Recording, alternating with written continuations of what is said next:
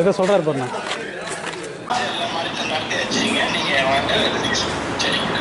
Sir நான் இங்கே தான் சார் இருக்கிறேன், ஆஃபீஸில் தான் சார் இருக்கேன்.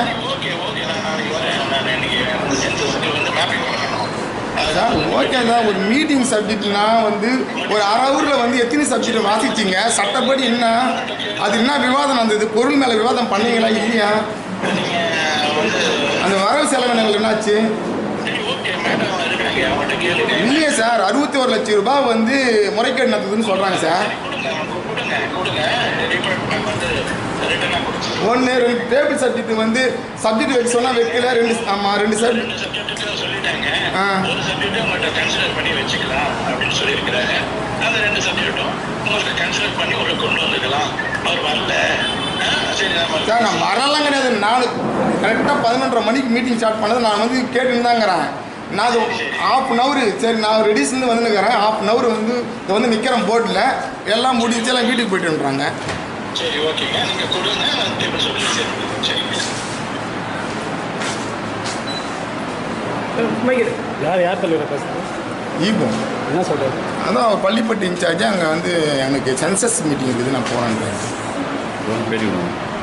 ஆரணி பேரூராட்சியினுடைய மாதாந்திர சாதாரண கூட்டம் இன்று 30/6/2026 அன்று காலை 11:30 மணி அளவில் துவங்கியது.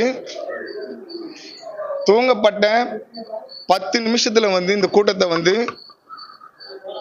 வழங்கப்பட்டிருக்கிற அஜெண்டாவில் இருக்கிற பொருள்கள் மீது எந்த ஒரு விவாதமும் அதை வாசிக்காமல் முடித்து விட்டார்கள். இது சட்ட திட்டங்கள் அடிப்படையில் விவாதங்கள் செய்து பொருள்களை ஒவ்வொன்றிலும் வந்து ஏற்கப்படுகிறதா, மன்ற உறுப்பினர்களால் நிராகரிக்கப்படுகிறதா என்பதை பதிவு செய்ய வேண்டும். அவ்வாறு எந்த ஒரு நடைமுறையும் பின்பற்றாமல் இந்த கூட்டம் முடிந்திருக்குது. இதற்கான காரணம் என்னவென்று பார்க்கும்பொழுது மன்றத்தினுடைய உறுப்பினர்களுக்கும் துணைத் தலைவராகிய எனக்கும் வரவு செலவினங்களில் இதில் முறைகேடு ஏற்பட்டுள்ளது என்பதை நாங்கள் தலைவரிடத்திலும் செயல் அலுவலரிடத்திலும் பதிவு செய்திருக்கிறோம். அந்த அடிப்படையில் விவாதம் மேற்கொள்ளாமலே இன்று கூட்டத்தை 10 நிமிடத்தில் முடித்துவிட்டு சென்று உள்ளார்கள். செயல் அலுவலரை நான் தொடர்பு கொண்டு பேசிய போது அவர் பள்ளிப்பட்டினுடைய செயல் அலுவலராக பொறுப்பு செயல் அலுவலராக செயல்படுவதால் சென்சஸ் கணக்கு அங்கு நான் மேற்கொள்ள வேண்டும் என அதற்கான காரணத்தை சொல்லிவிட்டு பேரூராட்சி விட்டு சென்று விட்டார். பேரூராட்சியில் முறையான கூட்டம் நடைபெறவில்லை என்பதை நான் வன்மையாக கண்டிக்கின்றேன்.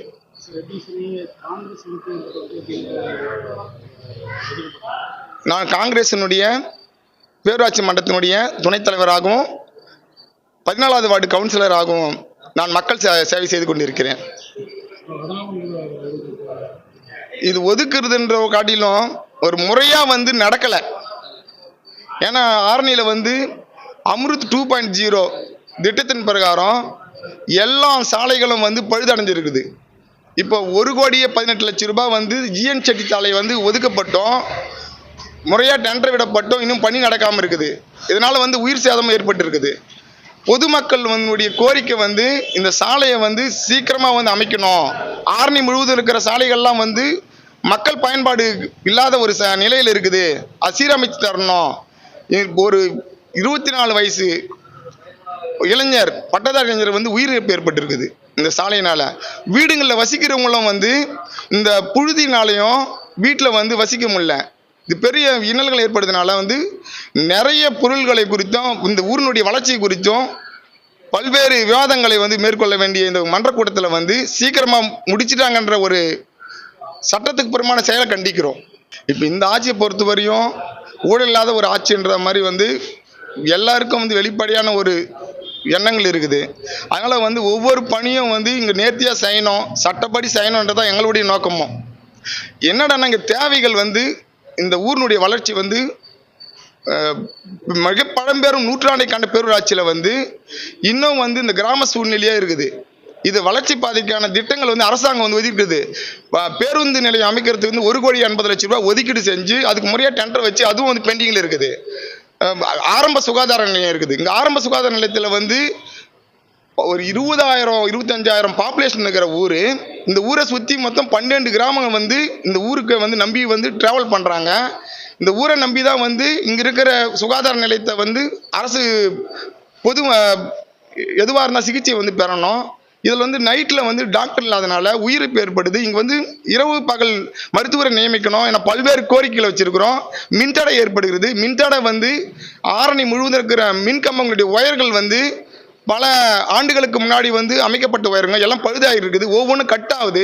அதில் புதுசாக வந்து உள்ள ஒயருங்கள்லாம் வந்து மாற்றணுன்ற மின்சாரத்துறைக்கு வந்து கோரிக்கை வைக்க வேண்டியது இருக்குது. கட்டப்பட்டு வருகின்ற சுகாதார கட்டிடம் வந்து சீக்கிரமாக கட்டி முடிக்கணும் என்ற கோரிக்கை இருக்குது. மேலும் வந்து ஆரணி பேரூராட்சியினுடைய காய்கறி நாளங்காடி வந்து கட்டப்பட்டு அது திறப்பு விழா நடந்திருக்குது. அதை வந்து உரிய விதத்தில் வந்து அந்த கடையை ஒப்படைச்சு அதை நடைமுறைக்கு கொண்டு வரணுன்ற ஒரு கோரிக்கை இருக்குது. இந்த ஊரினுடைய வளர்ச்சியில் வந்து எங்களுடைய காலகட்டத்தில் வந்து ஒரு பெரிய ஒரு மாற்றத்தை ஏற்படுத்தணுன்ற நிலையில் எங்களுக்கு இன்னும் ஒரு 6 மாதம் இந்த பீரியட் இருக்குது. இந்த 6 மாதம் பீரியடில் இந்த 3 மாதத்துக்குள்ளெல்லாம் வந்து இது போல் பொருள் எல்லாம் வந்து விவாதம் பண்ணி உரிய துறையிடத்தில் முறையிட்டு அதுக்கான ஃபண்டை வந்து வாங்கிறதுக்கான விவாதங்களை வந்து மேற்கொண்டு அதுக்கான நடவடிக்கை எடுக்கணும். இதை குறித்தெல்லாம் வந்து விரிவான வந்து கவுன்சிலருங்க, தலைவர், துணைத் தலைவர் உள்ளிட்ட நாங்கள்லாம் வந்து மும்முரமாக செயல்பட்டால் மட்டும்தான் வந்து இந்த 3 மாத காலத்தில் வந்து இதெல்லாம் செயல்பட முடியும். இதெல்லாம் வந்து எந்த ஒரு நடைமுறையும் வந்து பின்பற்றாமல் எந்த ஒரு ஆலோசனையும் பண்ணாமல் இவங்க வந்து 10 நிமிஷம் இந்த கூட்டத்தை வந்து முடிச்சுட்டு போனதை வந்து நான் உண்மையாக கண்டிக்கிறேன்.